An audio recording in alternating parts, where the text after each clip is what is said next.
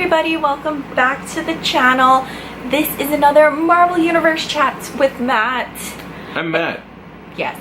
If you haven't seen the rest of our videos, I will try and leave a link to the playlist up above so you can watch all of them. Today we are talking about Endgame, and since it's been a month or so, you should have watched the movie, so there will be tons of spoilers in here. So yeah, what did you think of Endgame?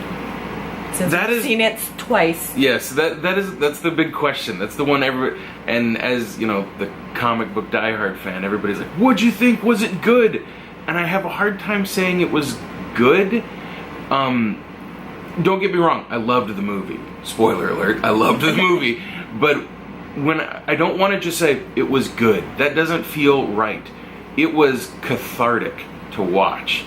I mean, it's been what, 22 movies leading up to this, about 60 hours of film, and all of a sudden, here we go. 3 hours and 3 minutes might feel like a long movie, but this wraps everything up.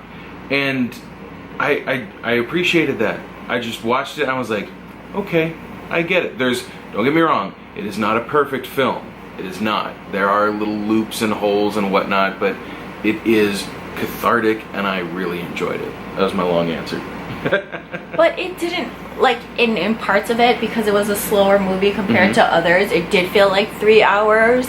But I was like, at the end, it kind of like, you're like, oh, it okay. really picks up at the end. Yeah. I mean, that was the one thing that I was told before going into the film, other than there's no end credit scene, don't worry, was if you make it 2 hours into the movie, that third hour, do not go to the bathroom. Like, you are locked in. And that's very true. The first 2 hours were I hesitate to say slow, but yeah, kind of slow. There wasn't a lot of action. It was just them doing what they needed to do to wrap up stories and kind of move everything forward to where it needed to be. And then the last hour was the wham bam. Yeah. What did you think of them not having an end credit scene for this movie? I was okay with it. I mean, I was a little bummed by it, but I was okay with it because, again, this whole thing was supposed to be a big ending. This wraps up a lot of stuff. So, yeah, the point of this movie was not to look forward. I mean, obviously, with the plot of the time travel and everything like that, it was to very literally look backwards. So, I get that. And that's all fine. Here's the part about it that worries me, though, is that, again, it's been so many movies leading up to this, and then you have this big epic. I am worried that the quality of the films might still be great from here on out, but people might, I wonder if they'll be getting tired a little bit of some of these movies. I hope not. I certainly won't, because I love them. But I don't want people to feel like it's a jumping off point. Like, okay, invested the time, I'm done with this. Now give me movies about, like, winemakers in France, or, you know, something totally different, just that kind of a thing. And so I'm hoping that, my guess is this is why SpiderMan Far From Home was pushed up in the release schedule, was because it's like, okay, wow, we just had an end. We've got to hit people with another good one and another big one real quick. Otherwise, they're going to think, oh yeah, Marvel Universe, that's done. And it's not by a long shot. Yeah. So, can we talk about some of the plot holes in the movie? Sure. There's a lot. I don't know how long you want this video to go. Not super long, but okay. So time travel is always problematic. Yeah. That's the nutshell takeaway. Yes. And if you want to hear more about it, I will try and remember. There's a link about how time travel should work. We know. Back to the Future, Bill and Ted. We got it. No. There's a very long video. I will try and find it. It's a whole. Is it up there? Yeah, I will try and link it above if I can find it. Otherwise, I'll let you know somehow. But so when they went to go back to get the stones, right? I don't know where we all kinds of issues. There's little stuff like if Nebula went back in time because she is more machine than a living thing now. Just enough of a living thing to be considered, but why would her neural connections or whatever attached to the past version of her that seems odd. Like, I mean, granted, you could just say, oh, it was like a Bluetooth that just flat out went looking for its known connections.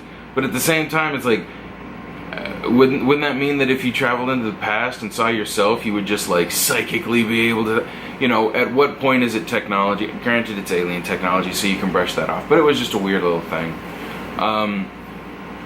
The idea of taking all those stones and then putting them back right where they were, that was largely fine. Few things though. The big time travel problem that I kept bumping into was the Steve Rogers just deciding to go back in time and stay there. Yeah, there's a lot of stuff, and it's become a meme, and it's very funny. And I don't have you seen these where it's like a picture of Steve Rogers just going like looking really sad, and the caption for it is, you know, it's always something horrible like hey Steve, why aren't you laughing? Bill Cosby's really funny. And it just goes through this whole thing. It's like, look at the history of the world since what the 40s, 50s when he would have gone back to, and all the things Captain America purposefully didn't act on. Because as far as we know in the MCU, there's still serial killers. Still all of these horrible things going on that now people know about, up to and including 9/11, you know, that kind of stuff. And he's already proven that he can literally punch out a plane, so that one's a little bit of a bitter pill to swallow. That's my big time travel itch anyway. Okay, huge spoiler. How did we feel about Tony Stark, Iron Man, dying? And then with him seeing his dad, was that kind of a weird thing? Because shouldn't you, in the whole time travel thing? Well, I think it did kind of like mess with him, but it was like closure. And as soon as he saw his dad, you got the feeling. I mean, a lot of people were going into this movie like, yeah, Tony Stark's probably gonna die. And then as soon as he sees his dad and he starts to get closure, you're like, yeah, he's resolved his Big Daddy issues, so there's a good chance of death. And then at the end, when he actually does die, I get it. You know, of course I'm sad.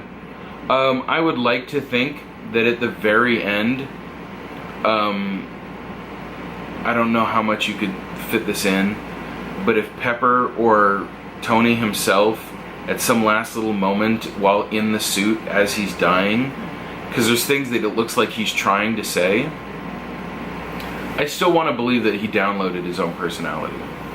You know how they have like Jarvis, who eventually became Vision, and then you had Friday, the girl that took over, or like is she Irish? Anyway, the voice in his suit that's been since Vision became a thing. I want to think that he's downloaded his own personality. And if we get a new Iron Man, I think it might be Tony's voice. You never know. It's a possibility if they want to still, and if RDJ still wants to do that kind of stuff. I mean, he's got to stay kind of in shape he's supposed to be doing upcoming Sherlock Holmes movies, so that'd be cool. I'm fine with it. It was fine. The method a little bit bothered me, but this is a big difference between the comic books and the movie, is that anyone who uses the Infinity Stones just has that power. There is no, it comes at a terrible cost. No. You have the powers of a god. Period. The end. And you're fine. There's no, my arm shriveled. Oh no. I died from this. Oh no. I can't bring back Black Widow. Nope. You could easily do all of that. Because it's just whatever you want. In fact, that isn't even necessary. They did that just as a visual cue, and because it's like, oh, isn't that fun because it's a glove. No, you don't have to do that at all. You're just wearing the stones. The whole purpose of the gauntlet is to harness the power of those things. You bring them all together, boom, you got it. That's you. Your Anything you say. Too low, by the way. No, when you did that other glove thing. Yeah. But they did have I know they talked about this, how they had a part where his daughter was older and that ended up on the cutting room floor with Catherine Langford. Yep. Yep. Like, I think it worked. The ending with Tony worked the way it did. Yeah, as much as I would have liked to have seen something like that, I think he did get closure with his dad. As much as I'm sure it hurt him that I'm sure, as much as I'm sure as it would be good for him to have that type of a moment with his daughter, seeing her grown and having her say it's okay. As much that I think it was right to edit it out, just because it would have muddied things and maybe been confusing and brought like the screeching halt to the progression of things so far. Also, just it's kind of heartbreaking that like you never know if you get the closure with your children. That's what parents always face. I mean, Tony Stark's dad, Howard, did not realize that he had closure with his son months before he even met his son, before he was even born. So it's little things like that. I'm okay with it. Okay, during the funeral scene, I know this was a big one for people. Mm-hmm. The boy. The mystery kid? Yes. I did not know who that was, because the way he grew up and like he had that hair, I was like, little part of me was like, they bring back fucking Quicksilver? Like what the? Yeah, that's what I thought. That's what I thought too, or like somebody else, and then we had to. Yeah, we had to look that up, and yes, like in the first day or so after its release. So that was the little kid who went through a massive growth spurt from Iron Man 3. Yeah. Why bring him back? Well, in all fairness, if it's nothing but he is a friend of Tony's, that works. That's fine. If it's a hint of like, hey, maybe he somehow continues the legacy, also good.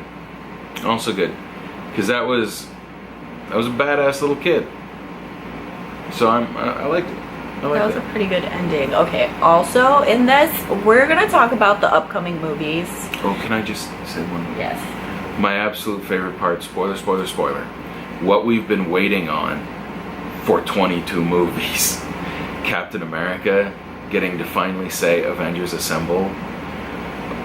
Like she said, we've watched this movie twice, and the second time I was just as excited because I wanted that scene to show up. It was so good. And since we're spoiling it all over the place, the fact that he had Mjolnir, that was amazing. I loved that beyond reason. It was just so good. The idea that quite possibly the two working theories are Captain America's been worthy of picking up that hammer since Age of Ultron. That's why he knew he could just summon it and do it at the end. The other one is that maybe he was almost worthy in Age of Ultron, but what to make him fully worthy was he had to clear the air between Tony and Bucky and all of the stuff that he kind of knew about, through Winter Soldier and Civil War and all of that. And awesome. Seeing Captain America like use the boom of that hammer was just incredible. Okay, I'm sorry. Go ahead. So at the end of the movie, we see some spoilers about what may come in the future, such as the Falcon Winter Soldier thing that was kind of hinted at. Yep, and that's going to be a 6-episode prestige series, I think they call it, on the new Disney Plus streaming that's going to be coming out this year. How did you feel about Captain giving Falcon the shield versus Bucky? I was kind of like, I don't know how I feel about that. I feel like he should have given it to Bucky because they're friends, but then. Yeah. At the same time, Bucky himself is like, kind of still doesn't trust himself fully. Meanwhile, Falcon is the type of guy. He holds that spirit of and upholds what Captain America had been talking about and living for how long. I get it. Yeah, it would be cool if his old friend was given that mantle, but no, he's still too much part a brainwashed assassin. I mean, that's still in there, so I get it, and I think it's pretty cool, because both of them had it in the comic book, and both of them were reluctant to do it.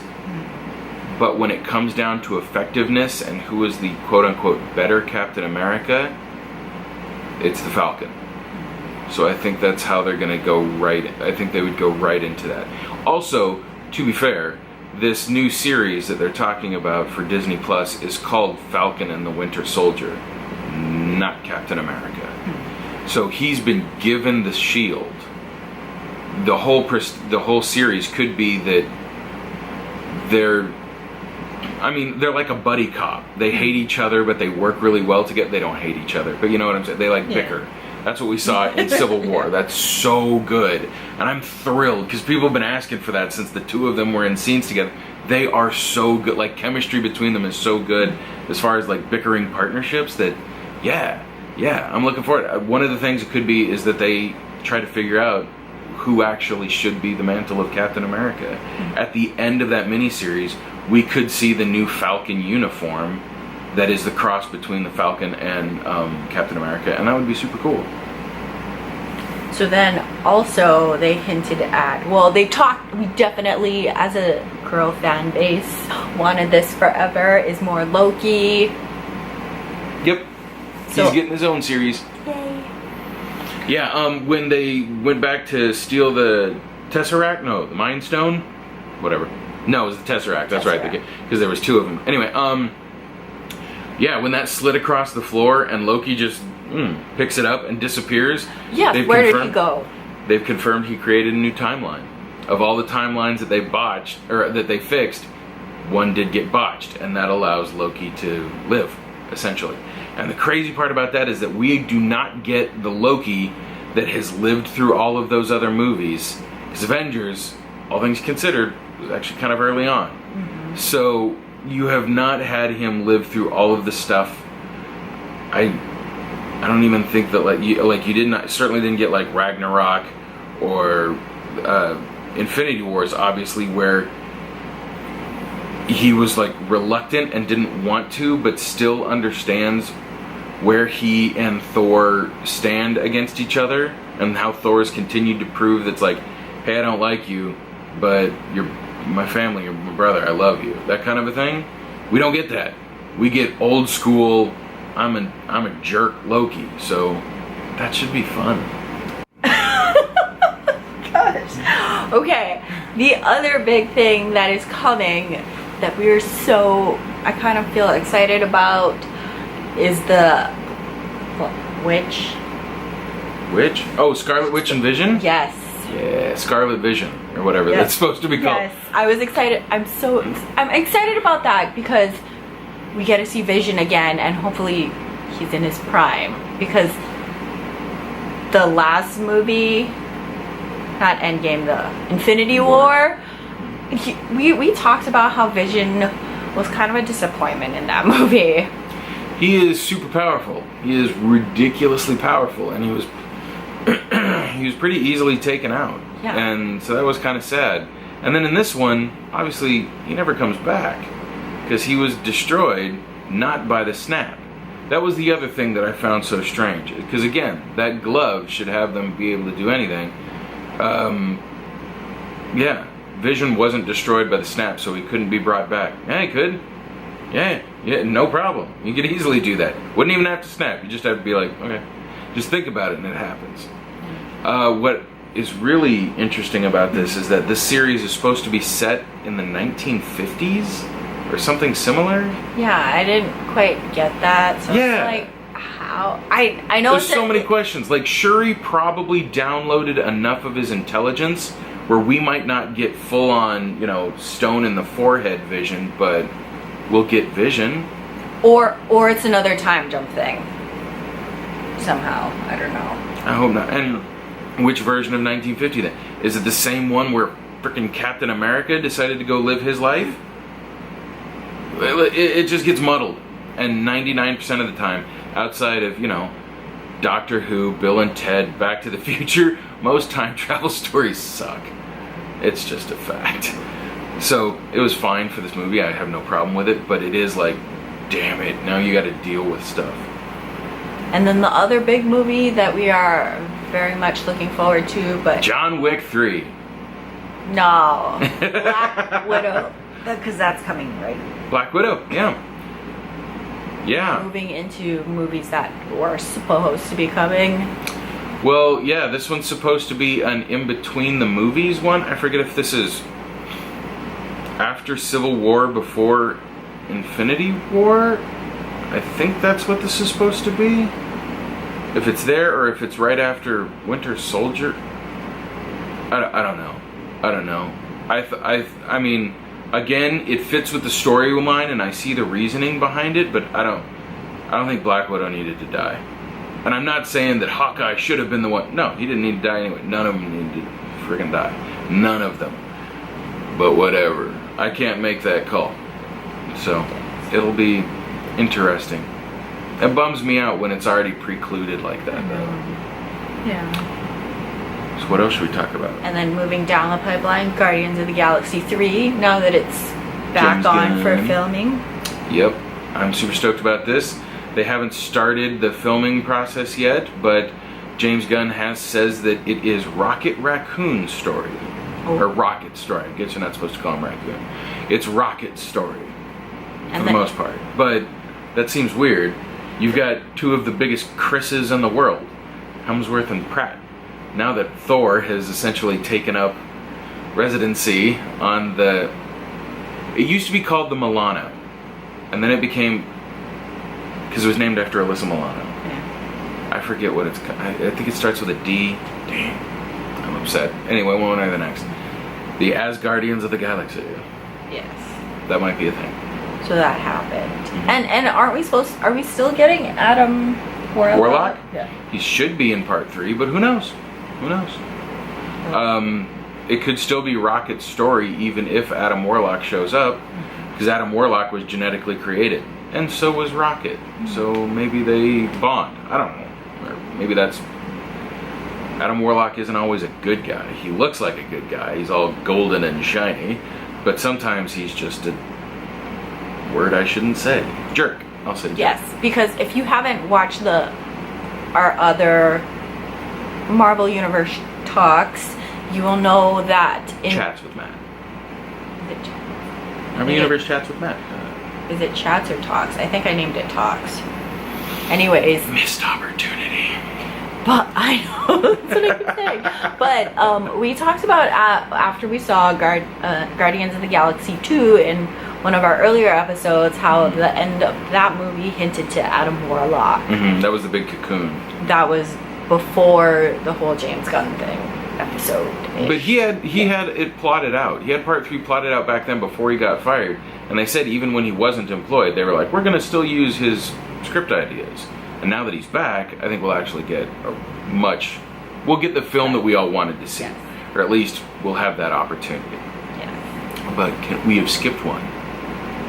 SpiderMan Far From Home. We talked about that a little. Only a little. Okay. We did talk about that in the last movie. And then the next movie... But now we know things, like the fact that there's split universe. Yes, which is another thing we should talk about, because Spider-Man goes back to high school. Does anybody else find that weird? Why? He was in high school in the first movie. Yes, but he goes back with all his friends. Do you notice that at the end? They all got snapped. They've said that. And actually, honestly, no. They have confirmed that some of the filmmakers, that many of his high school classmates stayed there and are now weirdly 5 years older. And so you have, it just so happens that like Peter, Ned, MJ, Flash, and a couple other, like those people all got snapped. So unlucky, but at the same time makes sense for the movie, so that they can all stay the same age and be the same actors. Who I think that is a phenomenal cast. I am looking forward to seeing Jake Gyllenhaal as Mysterio. I think that is awesome, because I think we talked about it before. The nature of Mysterio is that he's a Hollywood guy, and he's just a special effects wizard, like not an actual wizard that they make him out to be. But he makes you believe that what you're seeing is real when it's not. And then the whole idea of the snap creating a multiverse. Okay, like it is a well-established fact in the Marvel comic books that the Marvel universe that everybody knows and is familiar with is the 616. So I get that. If that's what kind of that kickstarts, that's fine. Also, I'm sure that Spider-Man kind of wants to incorporate that now, especially after the success of Spider-Verse that took the whole multiverse thing for granted. So who knows? Maybe we'll see like live action version. Maybe Nicolas Cage will again get to play Spider-Man Noir. Yeah. But real life, no, I don't know. Just kidding. Or not. But, or maybe we'll get the meme alive, where we get the Andrew Garfield version and the Tobey Maguire version and the Tom Holland version of Spider-Man all together. I don't know. He's just getting way too excited about Spider-Man. Because Spider-Man's my favorite. Anyways, the next He's up there with Ninja movie that's coming down the pipe is probably, what, Doctor Strange? That one's out there a little ways too. After Spider-Man, I forget which one is next. Which we haven't heard much about Doctor Strange 2 that is announced, and then there's also Captain Marvel 2 that is announced. I thought she would play a bigger role in Endgame. Again, for the first 2 hours of that movie needs to be the story and the progression of the original 6. So it makes sense, because you need them to get the meaty stuff of it. Because if she there's right from the jump, she's like, I'm gonna go find and kill Thanos. That's just the thing I'm gonna do. And there's a chance she could have done that, and she takes him on at the end. Like, she destroys the entirety of his fleet almost single-handedly. So she is a nuclear option in a gunfight, for lack of a better term, but she still couldn't beat Thanos one-on-one. He still finds a way to whoop her, and that's weird. I think her power level is and should be a little bit higher, but I get it for the purposes of creating a threat. He is probably a much better and more seasoned fighter warlord, so that's why he had to outsmart her with the stones, because he needed the stones to beat her. He couldn't do that without them. So, yeah, but honestly, for the fact that she wasn't there, she had an excellent reason. You can't argue with it. You might be like, oh, I wanted to see more of her, but the fact that she even said, it's a gigantic universe. This happened to planets everywhere, and none of them had Avengers on it to help. So you're like, fair enough. She gotta go do that. Also, if there's almost infinite planets out there, really? There's no alien Avengers? Come on. Okay. Give me Beta Ray Bill. This is going to be the end of this Marvel Universe Talks with Matt episode. But we will see you again very soon. Probably after Spider-Man. Spiderman. So yeah, look forward to that. Keep up with me. Subscribe. Follow me on social media. Give this video a thumbs up. Smash that like button. Subscribe.